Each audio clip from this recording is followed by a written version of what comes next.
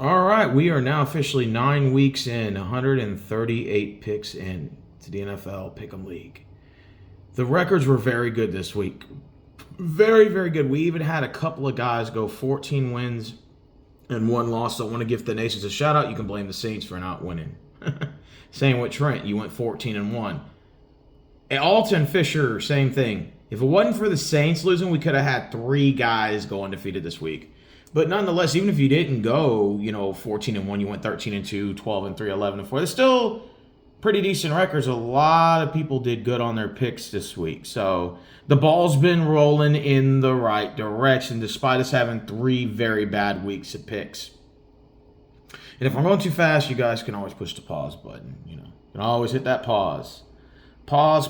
But yeah, I went 12 and 3. There's my name at the bottom of the list, right? I need to start climbing the standings because I started sucking on my picks. Now, let's go ahead and look at the records. Win combined added for the first 9 weeks. It's wins and losses, then points, and points only separate tiebreakers. Like I said, if you have like 10 guys tied, then yeah, it's going to be pretty hard to break that tiebreaker. So far, the best record is 96 wins and 42 losses. That is currently the best record in the Pick'em League. And like I said, out of a 17-game schedule, 272 picks, the best record is 190 so far since the schedule has moved to an extra week. So yeah, so I guess that's just food for thought. If anybody's trying to break 190, will we ever see a 200-game winner in this Pick'em League? It is very possible, but you're gonna have to do extremely, extremely good on your picks going towards the end of the stretch. And I'm not saying it'll happen, but it's most likely not likely. I mean, it's probable, but it's most likely not going to happen. Now, let's go ahead and get to the picks, shall we? We are now heading into week 10. The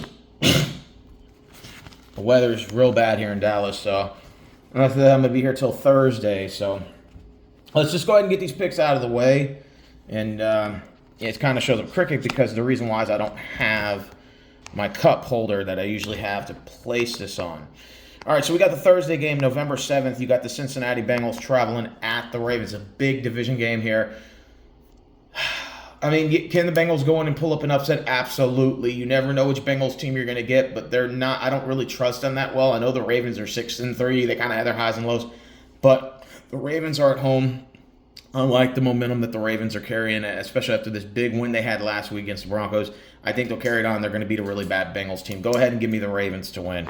You got the Sunday games November 10th. This game's going to be in Germany, believe it or not. You're going to have the New York Giants and the Panthers. Both teams are 2-7. Both are clusterfuck. Who's the worst? Who's the lesser two evils? I'm going to go ahead and go with the upset. Give me Carolina because I know it's expected. Giants are expected to win this game. But I like the Panthers in this one. The Panthers got the win last week against the Saints by 1. I think this is going to give them a little bit of momentum here. They're going to see if Bryce Young is the future or whatever's going on. I know he's on the bench. They got, Dalton in or whatever. I don't know exactly who's starting for the Panthers. But I think this would be actually a good game to start Bryce Young in and see what the Panthers can do. But I like the Panthers in this matchup for the upset against the Giants because I know everyone's probably going to pick the Giants on that one. Next one, you got the New England Patriots traveling to Chicago Bears. Bears have been struggling their last 2 games since that Hail Mary. Patriots has just been struggling in general, having a really bad year, Drake May and all that. And this is a rebuilding process for the Patriots, for the Bears. They're trying to make a push for the playoffs. Go ahead and give me the Bears at home. Defeat the Patriots. Buffalo Bills to the Indianapolis Colts.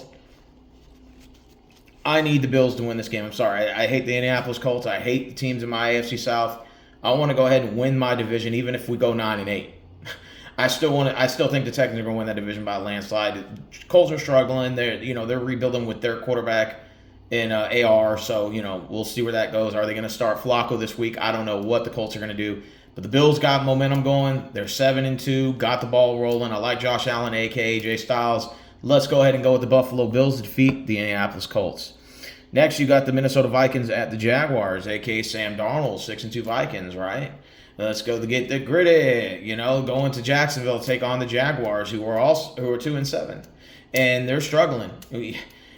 Could this be a trap game? Possibly, but it's not going to happen. The Vikings are going to come in, they're going to win this game, and they're going to win big. So I got the Minnesota Vikings to go in Jacksonville and get the win. Denver Broncos heading to the Kansas City Chiefs.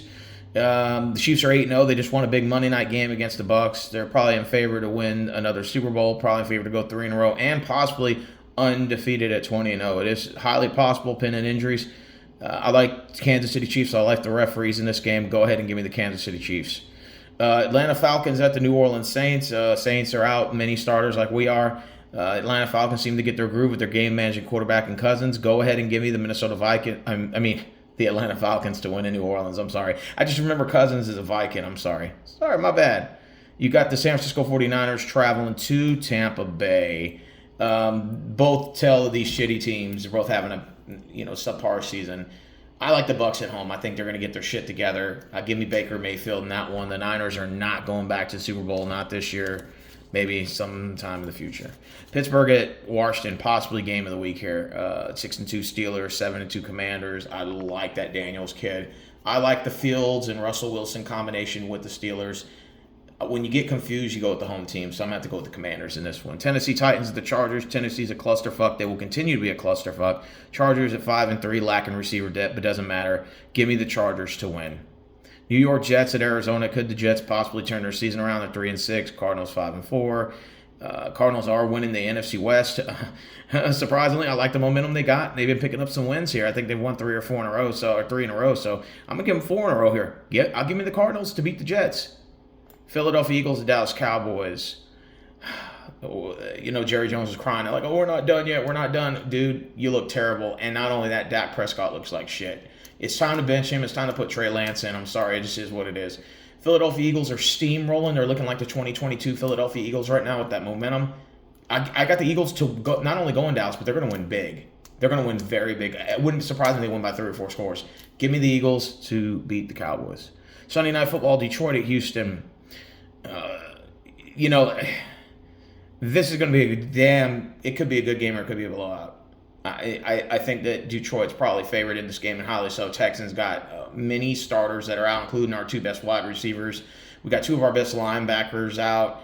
We got some guys in the defensive sec. We got like 10 guys that are out right now, and I'm going to be honest with you, it's not looking good in our favor, and Detroit's just steamrolling. They're probably the favorite to come out of the NFC, and I wouldn't even be surprised if they go undefeated the rest of the way with 1 loss heading to an undefeated Kansas City Chiefs team for the Super Bowl. It would not surprise me. I like Dan Campbell. He's a whole Stone Cold Steve Austin gimmick. I think it's really cool, really fun. If you're a Detroit Lions fan, NFL, they make money off of this. So go ahead and give me Detroit. They're going to go into Houston, and I would not be surprised if they win by 2 or 3 scores. It wouldn't shock me. But give me the Detroit Lions to go in Houston and get the win and send us to 6-4. You got the Monday Night Football game. What a shit fest. What a snooze fest. Miami Dolphins at the Rams. Am I even going to watch it? Probably not. I might just watch the score overlay while I'm at work. But both teams suck, but the Rams are better than the Dolphins. They'll probably be racing with the Cardinals for that division. And so go ahead and give me the Rams to win on Monday Night Football. And those are my picks for Week 10 as we are officially 10 weeks of the season. Wow, time goes by fast. And we're already in November. Pretty soon we'll be late in November. Thanksgiving week will be coming up in a couple weeks. Woo, yay, 2 weeks now from now. All right, guys. Well, I'm out. Y'all take care.